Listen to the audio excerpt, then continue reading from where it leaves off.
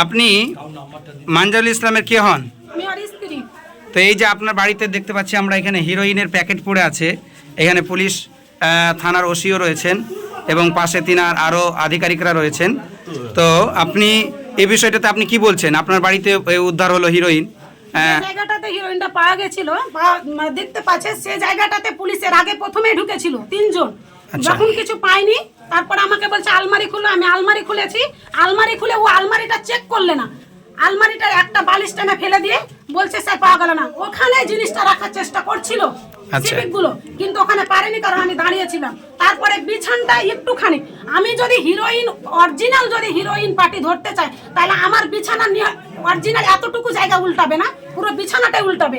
সামান্য একটুখানি উল্টে বলছে পাওয়া গেল না, পাওয়া গেল না বলে ও এই ঘরে চলে এসে হিরোইনটা ফেলে দাও। পাওয়া গেল না মানেটা কি? তার মানে কি তারে ও আগে থেকে তাহলে ঢুকেই বলছে কি আছে দে, ঢুকেই বলছে কি আছে দে, মারছে আর কবলাইছে কি আছে দে। আমি বলছি আমাদের কিচ্ছু নাই, আমি সব কিছুই দেখাবো, আপনি দাঁড়িয়ে থাকেন, আমি A to Z সব বেড়ে দেখাবো।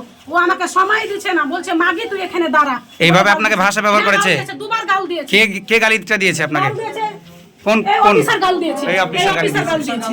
এই অফিসার গাল দিয়েছে, আমাকে মারতে উঠছে। স্যার আপনি যে গালি আপনার বিরুদ্ধে